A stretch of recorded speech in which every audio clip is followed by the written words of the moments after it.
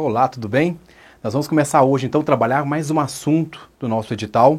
Esse assunto é um assunto bastante recorrente nas provas de concurso para magistério, porque diz respeito à nossa prática pedagógica na escola, nas ações mais diretas do nosso trabalho, que é o planejamento escolar, a organização do nosso trabalho como professor.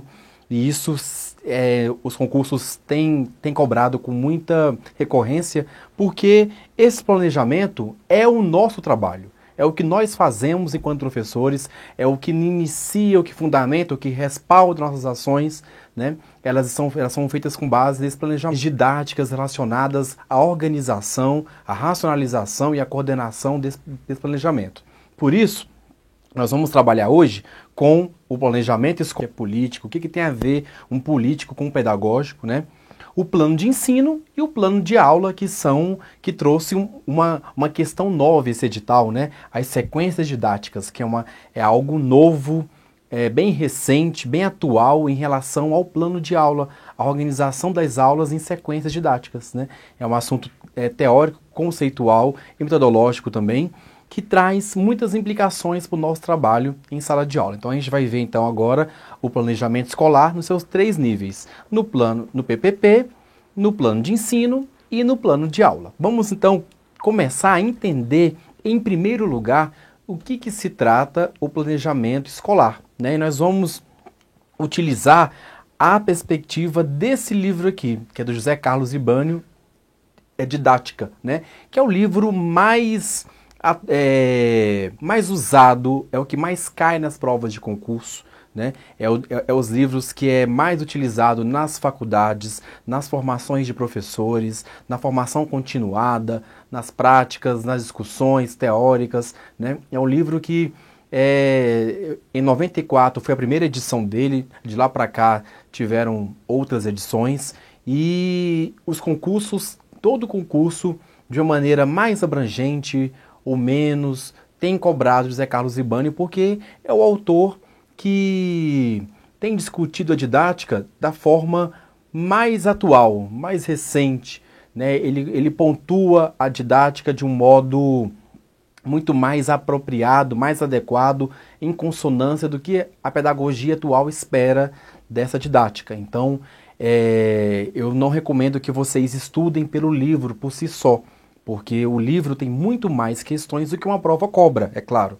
Faz parte do nosso papel como professor de cursinho fazer uma filtragem daquilo que é mais adequado ou não para ser estudado, daquilo que é mais relevante também. Então, o livro, ele é um norte, caso vocês tenham alguma dificuldade em entender alguns conceitos, ou que fique um pouco superficial para vocês, algumas questões que vão ser aqui trabalhadas, vocês podem recorrer ao livro para poder se instrumentalizar um pouquinho mais em relação a isso, mas não precisa vocês estudarem pelo livro em si, né? Porque ele é muito mais abrangente e mais aprofundado do que se pede para a prova de concurso.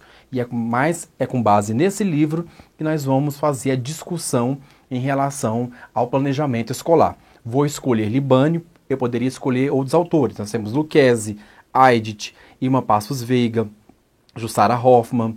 Temos outros autores mais clássicos em relação à didática. Eu vou escolher o Libânio mais uma vez, que é o que mais tem caído nas últimas provas. Então, o que ele coloca em relação ao planejamento escolar? Ele fala que a estruturação, o estabelecimento desse trabalho docente, que precisa ser um trabalho organizado, ou seja, tem que planejar esse trabalho, é inerente ao trabalho docente. Todos os trabalhos têm seu planejamento, mas quando se trata do trabalho docente, do professor, o planejamento adquire um caráter muito mais fundante, estruturante mesmo. Não se admite lecionar sem planejamento. Então, o planejamento na nossa função é essencial. Organiza o nosso trabalho, racionaliza o nosso trabalho, né? Além de coordenar também o trabalho docente. Para isso tudo é que serve o planejamento. E além disso, como é mesmo de Libânio, o planejamento escolar, ele vincula a atividade feita na escola, relacionada com o contexto social. Então, que qualquer questão de prova que aliar esse planejamento escolar com um contexto social mais amplo, mais abrangente, uma prática social, cultural, histórica, isso é sempre de libânio e está sempre correto, porque não pode ser um planejamento, uma atividade escolar desvinculada dessa prática social, desse contexto social. Eu planejo não para um aluno idealizado ou para uma realidade que eu gostaria que fosse, mas não é. Eu preciso analisar que prática social é aquela, que contexto social os alunos estão inseridos, a escola está inserida, para que eu possa planejar de acordo com esse contexto. Não para manter o contexto, mas para transformar. Vocês vão ver hoje que transformação é a palavra-chave de planejamento educacional hoje em dia. As provas, elas sempre desde que você faça essa análise, é claro, mas as provas geralmente trazem o aspecto de transformação para o planejamento, as questões são corretas, porque transformação é a palavra-chave, é o termo mais importante, é o conceito, é para que serve o planejamento, é para transformação. Então, racionalização, coordenação e organização desse trabalho do professor, e vinculando a atividade escolar com o contexto social. Isso é muito importante. E aí nós temos, então, os elementos constitutivos, nós temos os elementos que constituem o planejamento educacional, né? Os objetivos, que é o primeiro, o carro-chefe, o principal, o elemento primordial, o que comanda os outros elementos todos, né? Tudo que se faz na educação, tudo que se faz na escola, em sala de aula, na educação, é para alcançar objetivos, é com essa finalidade de se alcançar objetivos. Então, qualquer questão de prova que coloque os objetivos como sendo o elemento principal, primordial, fundamental, está correta. Atente-se a isso porque, na nossa prática, quando a gente fala em planejar, vamos fazer um planejamento. Vamos juntar as professoras do quarto ano para fazer um planejamento em relação ao ano, como um plano de ensino coletivo para o quarto ano, para as professoras todas. A primeira questão que vem à tona é o conteúdo. A primeira coisa que se pensa quando se vai planejar é o conteúdo. Isso faz parte da nossa prática. Porém, não é essa a recomendação, as orientações didáticas em relação ao planejamento. Quando eu vou começar a planejar, eu não começo pelo conteúdo, eu começo pelo objetivo. O que eu quero chegar? Aonde eu quero ir? O que eu quero alcançar com essa atividade docente? Com essa atividade que eu vou planejar. Então, objetivo, carro-chefe, primordial, fundamental, comanda outros elementos. Qualquer questão de prova que aborde o objetivo nessa perspectiva está sempre correta. Ele é o primeiro, ele é o principal e é o que comanda os outros. Pode ser dividido em geral e específico. Você lembra sempre que o geral é aquele objetivo que traz os elementos mais amplos, mais abrangentes, o que se espera educação a longo prazo, o que se espera no término dessa atividade, né? Então, ou seja, é aquilo que a sociedade espera da escola, um tipo de ação, de formação de alunos, e no objetivo geral eu percebo como que a escola está respondendo a essa demanda que a sociedade lhe coloca. Então, objetivo geral, abrangente, a longo prazo, amplo, aprofundado, e o geral se desdobra em específicos, que são filhos desse geral, são especificações desse geral, são ramificações, caracterizações, peculiaridades desse geral. Tem um geral com vários objetivos específicos, como se fosse um pai com vários filhos, né? Esses são os objetivos. Os conteúdos, duas questões que vocês precisam se atentar quando forem estudar os conteúdos. A primeira delas é o seguinte: conteúdo é tudo aquilo que pode ser aplicado na prática social. Então, conteúdo pode ser conhecimentos, que não é só o científico, tá? Se a prova disser que é só conhecimento científico, tá errado, porque é conhecimentos humanos. Senso comum, teológico, científico, intuitivo, seja como for. Conhecimentos, valores, atitudes e hábitos. Então, são 4 tipos de conteúdos, 4 vertentes. Os conhecimentos, os valores, atitudes e hábitos. Por quê? Porque como que as provas exploram isso? Conteúdo é só conhecimento. Errado. Conteúdo é só conhecimento científico. Também está errado. Conteúdo é conhecimento, atitude, valores e hábitos. Mas só o conhecimento é formal. É conteúdo explícito, formal, oficial. Errado. Os 4 tipos são conteúdos oficiais, formais, estão no currículo lá. Conteúdo, os conhecimentos, os valores, atitudes e hábitos. 4 tipos de conteúdos, 4 manifestações dos conteúdos que estão no currículo oficial, no currículo formal e também no currículo oculto, nas práticas sociais também, tá? Então, se atente-se em relação a isso, porque conteúdo, ele é algo que não é só o conhecimento e nem só o científico. E nem só o conhecimento científico e o conhecimento humano está no currículo oficial. E métodos é o caminho, o caminho que eu vou percorrer para chegar, para alcançar esse objetivo, né? Então, todos os passos, os procedimentos de ensino, a mesma coisa que método, todos os passos, os caminhos que são percorridos para se alcançar os objetivos são métodos. E outra coisa, conteúdo determina o método. A relação existente entre conteúdo e método é essa. O conteúdo vai determinar o método. Então, de acordo com o conteúdo que eu tenho um método A. Se eu tiver outro conteúdo, eu tenho um outro método. Então, ou seja, cada conteúdo pede um método diferente, tá? E o objetivo, a avaliação está ligada ao objetivo. A avaliação avalia se o objetivo está sendo alcançado, tá? Então, a relação que existe entre objetivo e avaliação avalia se o objetivo está sendo alcançado, e a outra relação é conteúdo e método. O conteúdo determina qual vai ser o método que eu vou utilizar. Então, nós temos então aqui opções no planejamento escolar. Temos opções teóricas, conceituais. Tem opções teóricas. Aquilo que eu quero fazer, aquilo que eu optei como professor. Isso me leva a ações, a uma reflexão da minha prática, uma praxis, na verdade, né? E é uma atividade consciente, porque eu vou ter que fazer uma revisão das ações docentes, né? E é uma prática social, porque o planejamento, ele é algo que vincula a cultura, o contexto econômico, social, cultural, histórico da comunidade para a qual eu estou planejando. Então, essas 3 questões aqui, segundo Libânio, precisam ser verificadas quando se faz o planejamento. Ou seja, eu tenho que fazer uma reflexão das minhas opções teóricas e das minhas ações, a praxis, a teoria e a prática. Eu tenho que ter consciência, é uma atividade consciente, em relação às ações, né, as minhas ações como professor, e contextualizar, situar, né, o planejamento dentro de uma prática social que tenha um contexto social, cultural e histórico específicos, né, e econômico também.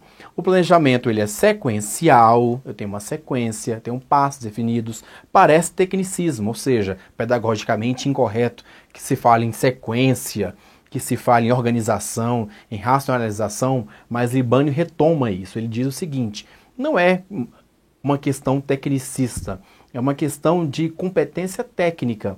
É algo que essa questão técnica, ela é fundamental. Tem que ter uma técnica, ou seja, eu preciso ter uma formação, uma organização técnica para que eu faça um planejamento.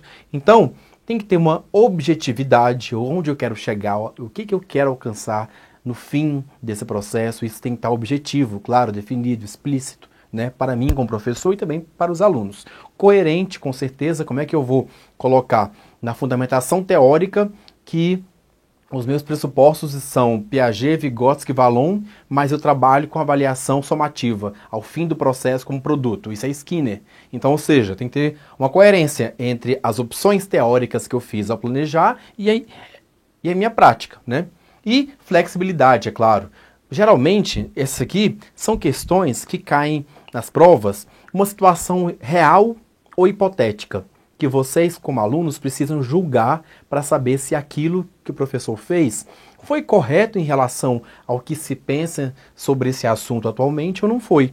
Então, se o professor agiu com flexibilidade, se aquele planejamento que ele fez lá, real ou hipotético, que a prova trouxe, foi sequenciado, foi objetivo, foi coerente. Então, isso aqui, geralmente, a gente precisa entender, não é produtivo que vocês gravem isso, mas que vocês entendam essa perspectiva aqui relacionada ao planejamento, porque geralmente são situações reais ou fictícias que vocês vão ter que agir com bom senso. E esse bom senso, ele não adianta vocês só gravarem e decorarem isso aqui. Vocês precisam entender o que está por trás disso para poder julgar uma situação fictícia ou real em relação a esse assunto, né? Então, olha, outra questão também que é recorrente nas provas é a diferença entre o planejamento e o plano. E eu fiz aqui para vocês, de uma maneira mais didática, o que é todas as ações que desembocam num planejamento e, por fim, num plano. Olha só, essa previsão, aquilo que é prévio, que eu faço anteriormente, essa antecipação, né? Ou seja, aquilo que eu penso, que eu faço uma projeção disso na minha mente, na minha cabeça, organizo isso, vejo quais ações vão ser feitas. Isso tudo é planejamento. Quando eu sento para poder sistematizar o que foi feito previamente, isso vira um plano. Então, a diferença entre o planejamento e o plano é justamente isso aqui. O planejamento é um processo, tá? Quando eu tenho a ideia, quando eu faço a previsão, organizo as ideias todas, né? Vejo quais ações que eu vou fazer, né? E aí, tudo isso é um planejamento que eu estou fazendo antes. O plano é o escrito. Aquilo que quando eu sentei, organizei, sistematizei, escrevi, registrei aquilo que vai ser feito. Que pode ser esse registro é o PPP da escola, é o plano de ensino para o ano todo, ou o plano de aula, escrito, registrado, né? Sistematizado. Então, o planejamento é o processo prévio, ele conduz ao plano sistematizado, né? Então, como eu disse para vocês antes, transformação é a palavra-chave, é o termo central, primordial, fundamental que nós temos hoje em relação ao planejamento. Por quê? Porque no tecnicismo, há pouco tempo atrás, há 30 anos atrás, há pouco tempo, eu planejava para manter, para controlar, para deixar tudo sob controle. Tudo era planejado porque nada poderia sair do controle. Para isso que havia o planejamento. Nas faculdades, nos cursos de formação de professores, se ensinava a planejar com esse objetivo. Manter, conservar, manter sob controle. Era conservador o plano, o planejamento. Hoje, na perspectiva histórico-crítica, transformação é a palavra-chave. Eu planejo para transformar, para mudar a realidade. Por quê? Porque eu estou numa realidade hoje, né? E aí eu estou estável nessa realidade. Está estável. Eu passo por um período de instabilidade, que é o planejamento, né? Para alcançar um novo período de estabilidade. Com a promessa de que essa nova estabilidade é melhor do que a estabilidade que eu estava anteriormente. Então, ou seja, eu planejo para transformar a minha realidade. Ela está boa, mas a transformação é a palavra-chave, é o termo central.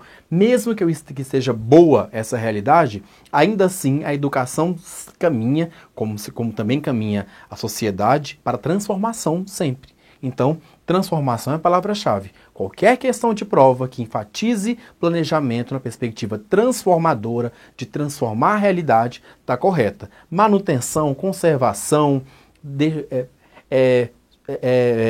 fazer um planejamento para manter sob controle, tudo isso remete ao tecnicismo. Então é pedagogicamente incorreto. Então geralmente está errado. Tá? Guardem bem transformação como esse termo-chave, né? E aí, planejamento escolar e os seus níveis. Nós vimos um pouco o que é o planejamento escolar. Vamos ver agora os 3 níveis de planejamento escolar. Nós temos, então, o plano de escola, que é o PPP, o plano de ensino e o plano de aula.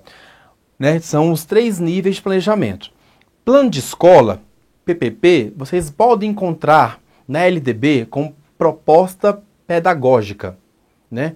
Alguns livros, só projeto pedagógico. Ou projeto político-pedagógico. As 3 formas estão corretas. Então, a proposta pedagógica ou o PPP é a mesma coisa. Né? São sinônimos. Tá?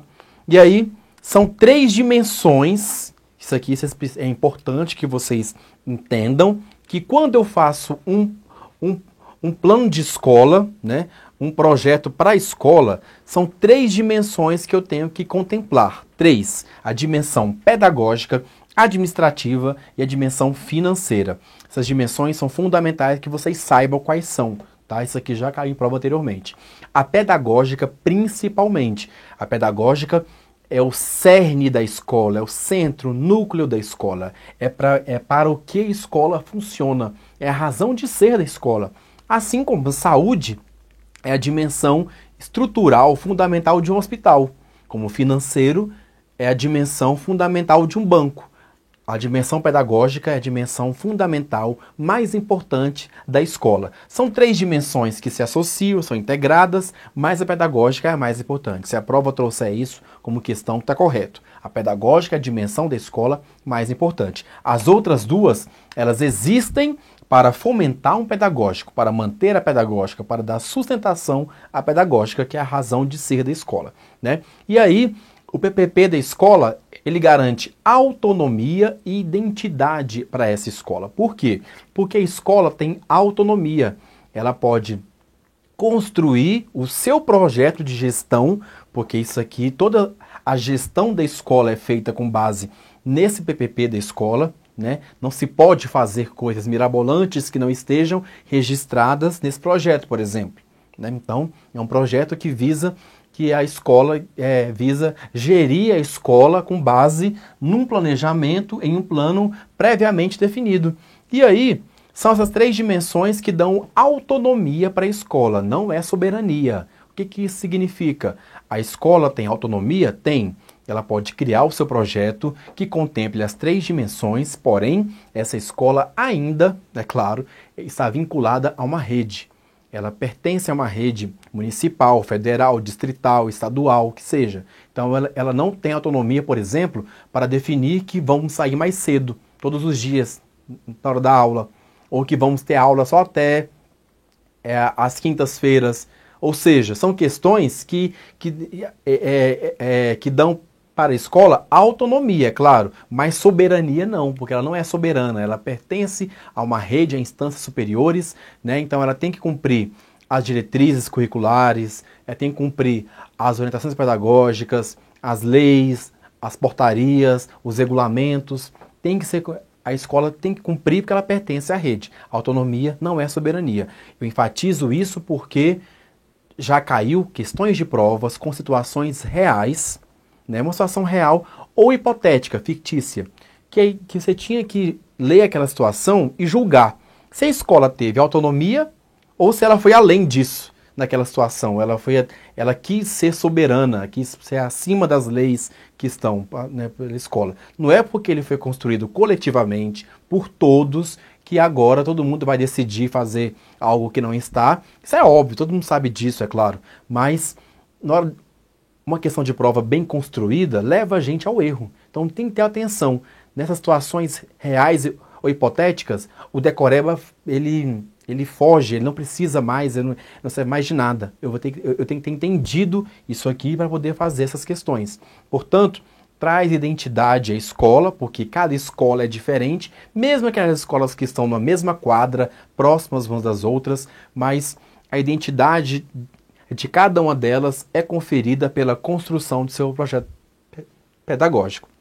E aí nós temos as 3 grandes leis e regulamentos que contemplam a necessidade da escola construir o seu projeto.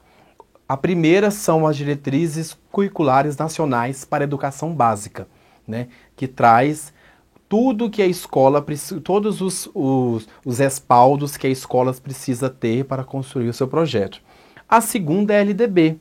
Né? A LDB também tem 3 artigos lá na LDB, no mínimo, que pontuam a necessidade que a escola tem, a obrigação que a escola tem de construir o seu projeto.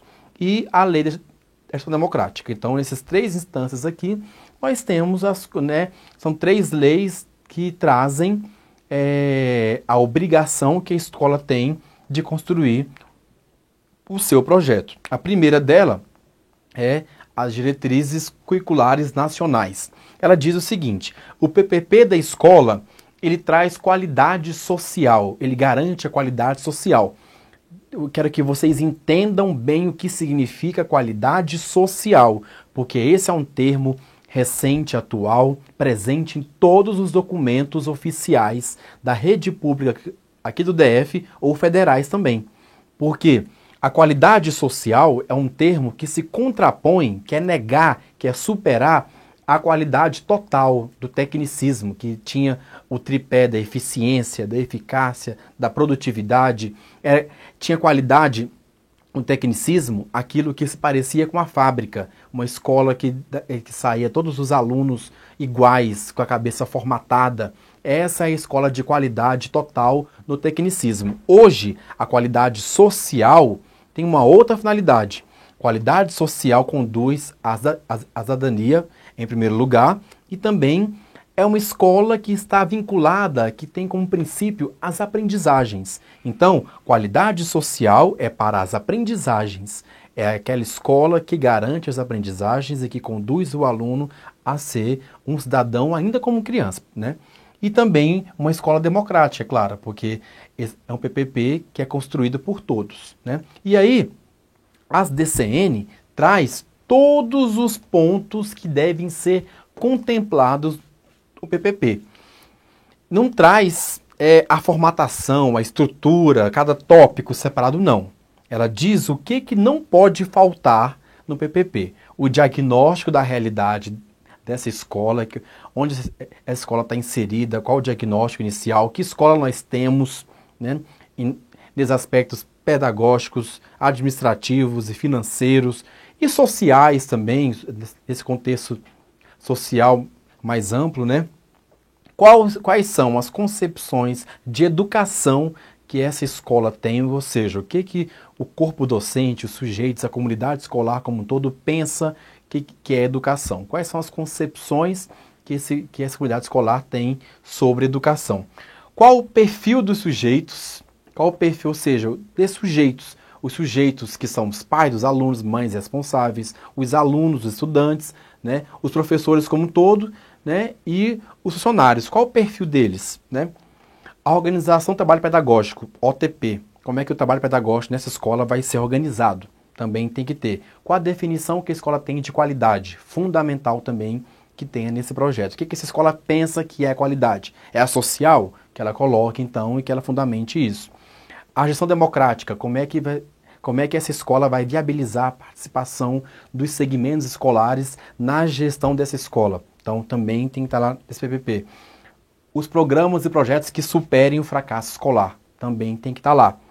A formação inicial e continuada. Atenção isso aqui também, porque parece que a formação inicial não faz parte das obrigações dessa escola, mas sim, as diretrizes colocam que no PPP tem que ter um projeto, um programa, um plano, né, que contemple a formação tanto inicial como a continuada também, né? A avaliação externa, como é que a escola vai responder às avaliações externas, o SAEB, DEB, a Prova Brasil de larga escala, né? Como é que a escola vai usar essas provas para poder melhorar os seus índices, e a estrutura física dessa escola, ou seja, são os pontos que precisam estar contemplados quando se vai construir esse projeto, segundo as diretrizes.